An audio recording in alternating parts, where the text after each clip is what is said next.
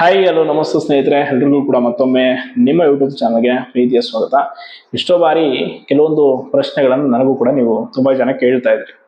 ಏನು ಅಂತಂದ್ರೆ, ಅಮರ್ ಯಾಕೆ ಹೋರಾಟಗಳಿಗೆ ಬರಲ್ಲ, ನೇರವಾಗಿ ಕೆಲವೊಂದಿಷ್ಟು ಯಾವುದಾದ್ರೂ ಕೆಲಸದಲ್ಲಿ ಭಾಗವಹಿಸಲ್ಲ, ವಿಡಿಯೋ ಮಾಡ್ತೀಯಾ, ಹಂಗೆ ಹಿಂಗೆ ಏನೇನೋ ಕೆಲವೊಂದಿಷ್ಟು ಕಮೆಂಟ್ಸ್ ಇರುತ್ತೆ. ಸೊ ಅದಕ್ಕೆ ಇವತ್ತು ನಾನು ಬೈ ಹಾರ್ಟ್ಲಿ ಮನದ ಅಂತರಾಳದಿಂದ ನಿಮಗೆ ಉತ್ತರವನ್ನು ನೀಡ್ತೀನಿ. ಯಾಕೆ ಅಂತಂದ್ರೆ, ಇದು ಪ್ರಶ್ನೆ ಆಗಿ ಉಳ್ಕೋಬಾರ್ದು ಅನ್ನೋಂಥದ್ದು ನನ್ನ ಅಭಿಪ್ರಾಯ. ನೋಡಿ, ನಾನು ಕೂಡ ನಿಮ್ಮಂತೆ ಆಸ್ಪಿರೆಂಟ್ ಅಂಡ್ ಎಲ್ಲದಕ್ಕಿಂತ ಹೆಚ್ಚಾಗಿ ನಾನು ಕೂಡ ಕೆಲವೊಂದಿಷ್ಟು ಹೋರಾಟದಲ್ಲಿ ತುಂಬಾ ಉತ್ಸುಕನಾಗಿ ಭಾಗವಹಿಸ್ತಾ ಇದ್ದೆ ಮುಂಚೆ. ಎಲ್ಲದರಲ್ಲೂ ಕೂಡ ತುಂಬಾ ಆಕ್ಟಿವ್ ಆಗಿ ಇರ್ತಾ ಇದ್ದೆ. ಸೊ ಆಗ ನನಗೇನು ಸಮಸ್ಯೆ ಇರಲಿಲ್ಲ, ಬಟ್ ಸಮಯದ ಕೊರತೆ ನನಗೂ ಕೂಡ ಇರ್ತಿತ್ತು. ಅಂಡ್ ನೋಡಿ, ಇವತ್ತು ನಿಮ್ಗೆ ಗೊತ್ತಿದೆ, ಹಲವಾರು ಜನ ನಾಯಕರು, ನಮ್ಮ ಲೀಡರ್ಸ್ಗಳು, ವಿದ್ಯಾರ್ಥಿ ಪರ ಹೋರಾಟಗಾರರು ತುಂಬಾ ಮುಂಚೂಣಿಯಲ್ಲಿ ನಿಂತ್ಕೊಂಡು ಹೋರಾಟ ಮಾಡ್ತಾರೆ. ಸೊ ಅವ್ರಿಗೆ ಇದು ಒಂದು ಕೆಲಸ ಅಂತಂದ್ರೆ ಅವರು ಸಂಪೂರ್ಣವಾಗಿ ತೊಡಸ್ಕೊಂಡು ಬಿಟ್ಟಿದ್ದಾರೆ ಇದರಲ್ಲಿ.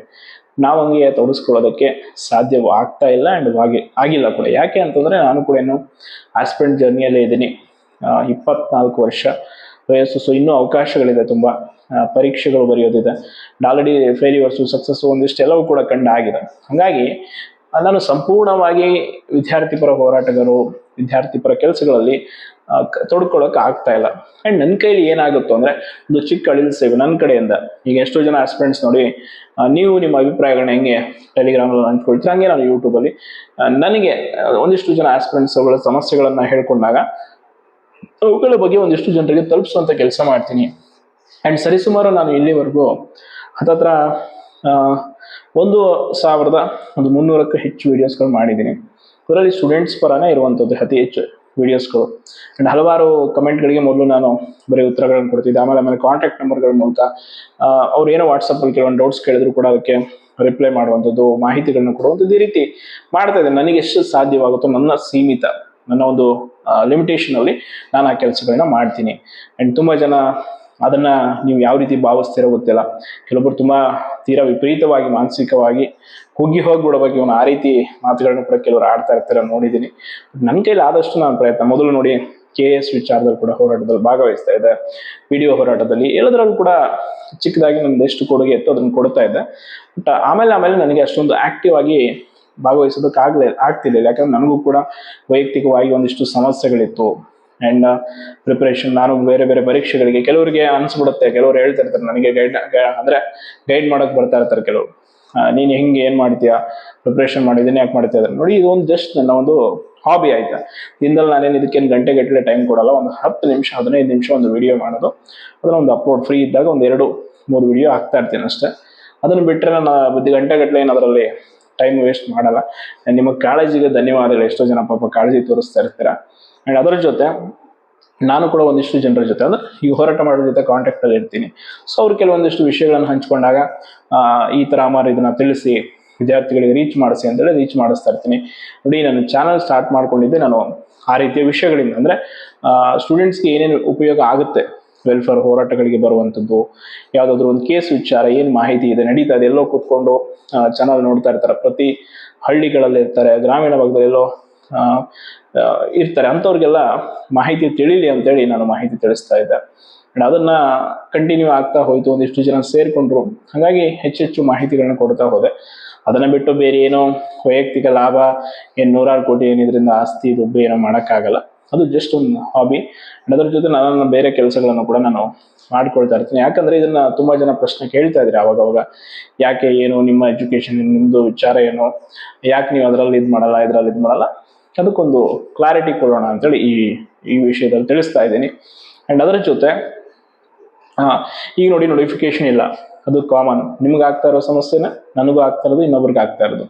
ಸೊ ಇಂಥ ಟೈಮಲ್ಲೂ ಕೂಡ ನಾವು ಮಾನಸಿಕವಾಗಿ ಕುಗ್ಗಿ ಹೋಗದೆ ಧೈರ್ಯವಾಗಿ ಇರುವಂತ ಕೆಲಸವನ್ನು ಮಾಡಬೇಕಾಗತ್ತೆ. ನಾನು ಕೂಡ ಅದನ್ನೇ ಎಷ್ಟೋ ಜನ ಆಸ್ಪಿರೆಂಟ್ಸ್ಗಳಿಗೆ ಧೈರ್ಯ ತುಂಬುವಂಥದ್ದು. ಅಟ್ಲೀಸ್ಟ್ ಮಾಡಿ, ಏನಾದರೂ ಒಂದು ಕೌಶಲ್ಯವನ್ನು ಕಲೀರಿ, ಸ್ಕಿಲ್ಲನ್ನು ಏನೋ ಒಂದು ಡೆವಲಪ್ ಮಾಡ್ಕೊಳ್ಳಿ, ಅದರ ನಿಟ್ಟಿನಲ್ಲಿ ವರ್ಕ್ ಮಾಡಿ, ಅದ್ರ ಜೊತೆ ಬೇರೆ ಬೇರೆ ಕೆಲಸ, ನಿಮ್ಮದು ಓದೋದು ಕೆಲಸ ಮಾಡಿ ಅಂತ.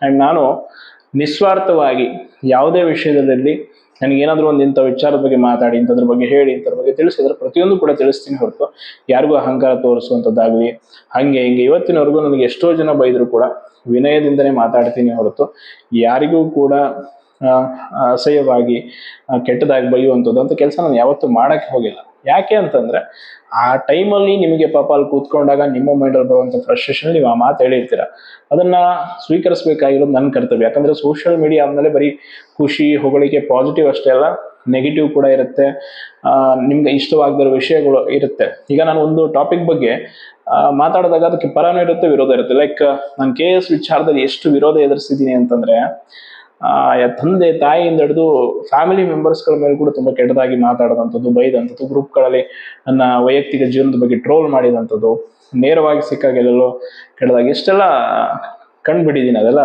ತುಂಬಾ ಅನುಭವ ಆಗ್ಬಿಟ್ಟಿದೆ ನನಗೆ. ಇಡೀ ರಾಜ್ಯಾದ್ಯಂತ ಎಷ್ಟೋ ಸಾವಿರಾರು ವಿದ್ಯಾರ್ಥಿಗಳಿಗೆ ಹೋಗೋ ರೀತಿ ನನ್ನ ಬಗ್ಗೆ ಕೆಟ್ಟದಾಗಿ ಮಾಹಿತಿಯನ್ನು ಕೊಟ್ಟುವಂಥದ್ದು, ಹಂಗೆ ಮಾಡ್ದ ಅಮರಿಂದ ಹಿಂಗಾಯ್ತು ಹಂಗಾಯ್ತು, ಇವೆಲ್ಲ ತುಂಬಾ ನೋಡಿದ್ದೀನಿ. ಹಂಗಾಗಿ ಆ ಟೈಮಲ್ಲಿ ಅವ್ರಿಗೆ ಹಂಗೆ ಅನ್ಸಿರುತ್ತೆ. ಅದಾದ್ಮೇಲೆ ಅವರೇ ಬದಲಾಗಿ ಇಲ್ಲ ಬ್ರದರ್ ಸಾರಿ ಹಿಂಗಾಯ್ತು ಅಂತ ಹೇಳಿರೋದು ಕೂಡ ನೋಡಿದ್ದೀನಿ.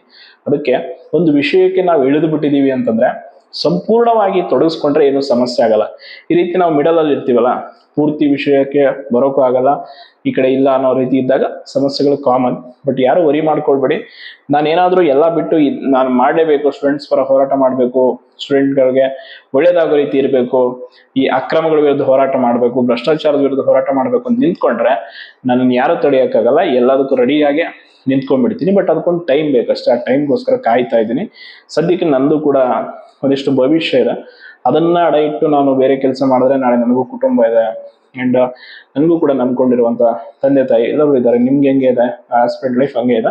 ಸೊ ಅದಕ್ಕೆ ನಾನು ಸದ್ಯದ ಮಟ್ಟಿನಲ್ಲಿ ಅದು ಯಾವುದಕ್ಕೂ ಕೂಡ ಪೂರ್ಣ ಪ್ರಮಾಣವಾಗಿ ತೊಡಗಿಸ್ಕೊಳ್ತಾ ಇಲ್ಲ. ಇವೇನ್ ನಂಗೆ ಟೈಮ್ ಬಂದ್ರೆ ಹೇಳ್ತೀನಲ್ಲ, ನಾನು ಅದು ವಿಷಯಕ್ಕೆ ಇಳಿದೆ ಅಂತಂದ್ರೆ ತನು ಮನಧನದಿಂದ ಖಂಡಿತವಾಗಿ ನಾನು ಎಷ್ಟು ಸಾಧ್ಯನೋ ಅಷ್ಟು ಆಸ್ಪಿರೆಂಟ್ಸ್ಗಳ ಪರವಾಗಿ ನಿಂತ್ಕೊಂಡು ಕೆಲಸ ಮಾಡಿದ್ದೀನಿ. ಅದು ಪಾಸಿಬಲ್ ಇದೆ.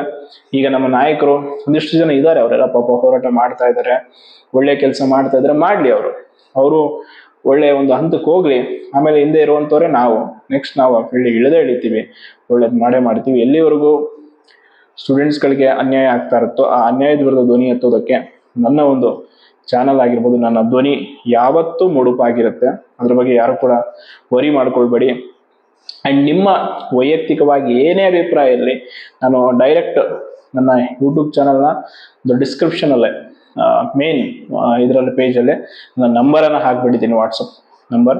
ಸೊ ಎನಿ ಟೈಮ್ ನೀವು ಮೆಸೇಜ್ ಮಾಡಿ, ಇಂಥ ವಿಷಯ ಇದೆ ಅಣ್ಣ ಇದ್ರ ಬಗ್ಗೆ ಮಾತಾಡಿ ತಿಳಿಸಿ, ಏನೇ ವಿಷಯ ಕೇಳಿದ್ರು ಕೂಡ ನಾನು ಖಂಡಿತವಾಗಿ ಹೇಳ್ತೀನಿ. ಯಾವ ಒಂದು ಮುಚ್ಚುಮರೆ ಕೂಡ ಇಲ್ಲ. ಆ್ಯಂಡ್ ಅದರ ಜೊತೆ ನಿಮಗೆ ಅಭಿಪ್ರಾಯಗಳಿರುತ್ತೆ ನನ್ನ ಬಗ್ಗೆ.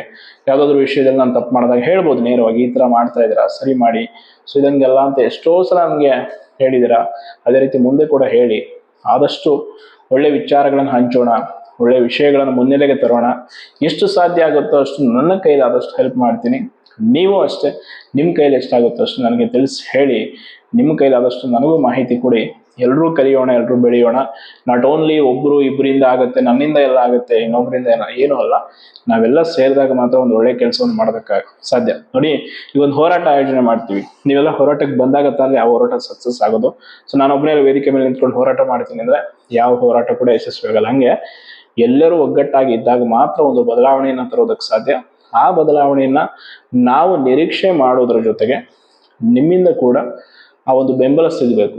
ಹಂಗಾದಾಗ ಮಾತ್ರ ಒಳ್ಳೆ ಬದಲಾವಣೆ ಮಾಡ್ಬೋದು. ಆ್ಯಂಡ್ KS ವಿಚಾರದಲ್ಲಿ, PDO ವಿಚಾರದಲ್ಲಿ, CTI ವಿಚಾರದಲ್ಲಿ, ಯಾವುದೇ ಒಂದು ಪರೀಕ್ಷೆ ಅಕ್ರಮ ಏನೇ ಆದಾಗಲೂ ಕೂಡ ಹೋರಾಟ ಮಾಡಬೇಕು ಅಂತಂದಾಗ ಒಗ್ಗಟ್ಟಿನಿಂದ ಎಲ್ಲರೂ ಪಾರ್ಟಿಸಿಪೇಟ್ ಮಾಡಬೇಕು, ಆಯಿತಾ. ಮುಂಬರುವ ದಿನಗಳಲ್ಲೂ ಅಷ್ಟೇ ಯಾವುದೇ ಒಂದು ಅಕ್ರಮ ಕಂಡು ಬಂದರೆ, ಅನ್ಯಾಯ ಆದರೆ ಕೂಡಲೇ ಅದರ ವಿರುದ್ಧ ಧ್ವನಿ ಎತ್ತಿ, ಹೆದರಕ್ಕೆ ಹೋಗಬೇಡಿ. ಸಮಸ್ಯೆ ಏನೂ ಇಲ್ಲ. ನಾನಿವಾಗ 1,500 ವಿಡಿಯೋ ಮಾಡಿದ್ದೀನಿ ಅಂದರೆ ಅದರಲ್ಲಿ ಒಂದು 500-600 ಒಂದು 500 ವಿಡಿಯೋಸು ಮೋರ್ ದೆನ್ KPSC ರಿಲೇಟೆಡೇ ಇದೆ, KS ರಿಲೇಟೆಡ್ ಕೂಡ ಇದೆ. ಹಾಗಂತ ಏನೋ ನಾನು ಯಾರಿಗೂ ಹೆದರುವಂಥ ಅವಶ್ಯಕತೆ ಇಲ್ಲ, ಹೆದರಿಲ್ಲ ಕೂಡ ಅಷ್ಟೆ, ಮುಂದೆ ಕೂಡ ಹೆದರಲ್ಲ. ಸೊ ನಿಮ್ಮ ಪರ ಯಾವಾಗಲೂ ಹೇಳ್ತೀನಿ ಅಂತ ಹೇಳ್ತಾ ಧನ್ಯವಾದಗಳು.